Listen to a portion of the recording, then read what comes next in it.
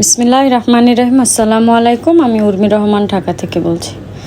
তো মাসের শুরু, বাজার তো করতেই হবে। এর জন্য আর দেশের যে সিচুয়েশন ওই হিসেবে সব কিছুই করতে হবে। তো আমি না আসলে নিজেকে কন্ট্রোল করতে পারছি না। আসলে 4-5 দিন ধরে আমার কোনো ঘুম নাই রাতে, যেটা সত্য কথা।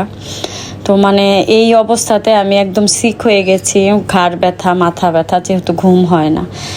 আমরা স্বাধীন চেয়েছিলাম, আসলে স্বাধীনতা চেয়েছিলাম, বাট এই রকম স্বাধীনতা আসলে আমাদের সাধারণ যে আমরা জনগণ তাদের কখনোই কাম্য না। যে স্বাধীনতা বাংলাদেশকে রক্তের লালে লাল করে দিবে, সেই স্বাধীনতাটা আসলে আমরা বেসিকভাবে চাইনি। আমরা চেয়েছিলাম যে আমাদের দেশটা আবার স্বাধীন হবে, আমরা স্বাধীন নাগরিক হব, আমাদের দুঃখ সুখ সব কিছু যেন আমরা আসলে আমাদের প্রকাশ করতে পারি। তো কি হচ্ছে দেশে, আসলে স্বাধীন হবার পর দেশটা কি হয়, ঠান্ডা হয়ে যায়, আনন্দ খুশিতে বিজয় উল্লাস করি আমরা। কিন্তু কি হচ্ছে দেশে, দেশে হচ্ছে লুটপাট, তারপর ডাকাতি। এমন কোনো পরিবার নেই আসলে যে পরিবারটা হতাশা বা দুশ্চিন্তাতে নেই যে আমার কি হবে বা আমাদের কি হবে। দেখা যাচ্ছে আসলে দেশটা এমন পজিশনে চলে গেছে যে যেদিন এই ঘটনা ঘটলো তার 1 ঘন্টার মধ্যে আসলে এলাকা ভিত্তিক হোক, মহল্লা ভিত্তিক হোক, সব জায়গাতে লুটপাট শুরু হয়ে গেল, হত্যাকাণ্ড শুরু হয়ে গেল, রক্তে লাল হয়ে গেল আমার বাংলাদেশ। তো এইটাকে আমাদের কাম্য ছিল?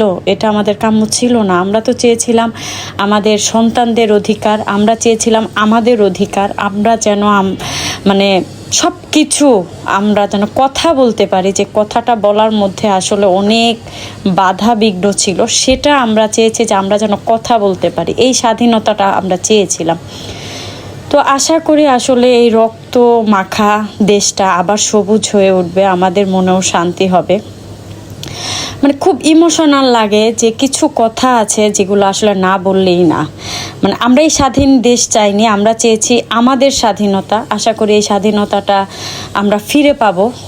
যতটুকু আনন্দ আসলে ভিতরে হয়েছিল, এর চেয়েও আমরা আসলে দুশ্চিন্তা, আপসেটে ভুগতেছি যে দেশের জনগণকে এখনও নিরাপত্তাতে আছে না নিরাপত্তাবিহীন আসলে একটা রাষ্ট্র দেখতে পাচ্ছি আমরা এখন, যেখানে পুলিশ প্রশাসন ঊর্ধ্বতন কর্মকর্তা বিহীন আজকে 3টা দিন 2টা দিন পার হয়ে যাচ্ছে। এগুলো তো ঠিক না। আসলে আমাদের তো একটা নিরাপত্তা আছে, তাই না?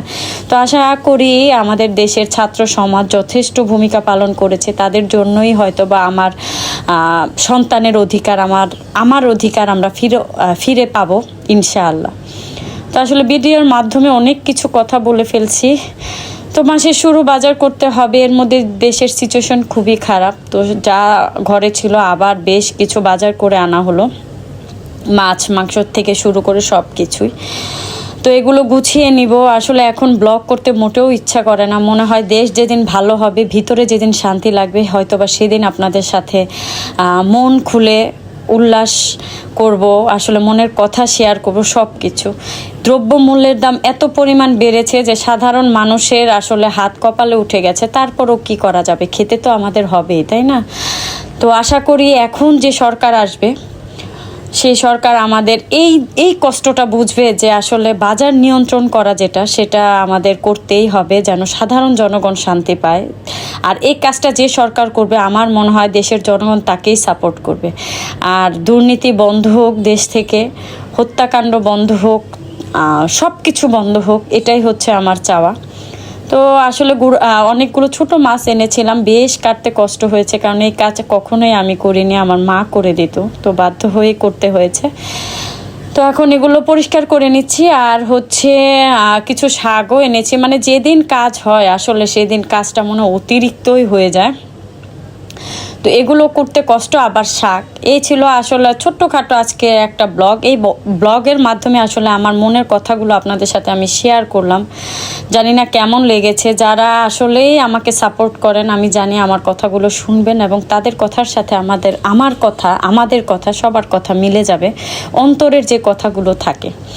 তো এই যে এখন গুঁড়া মাছ দিয়ে আলু কুচি কুচি করে একটা তরকারি রান্না করব, আর পালং শাক দিয়ে রুই মাছের মাথা দিয়ে রান্না করব। তো আশা করি এই রেসিপিগুলো কিন্তু গ্রাম্য রেসিপি, এগুলো কিন্তু গ্রামে খেতে বেশ ভালো লাগে। যারা গ্রামে খায় বা থাকে তারা অবশ্যই জানে যে এই টাইপের খাবারগুলো কত টেস্টি হয়। তো এই টাইপের খাবার আসলে আমার হাজব্যান্ডের খুবই পছন্দ, আমি আর ওই খাই, কণ্ঠ খুব কম খায়।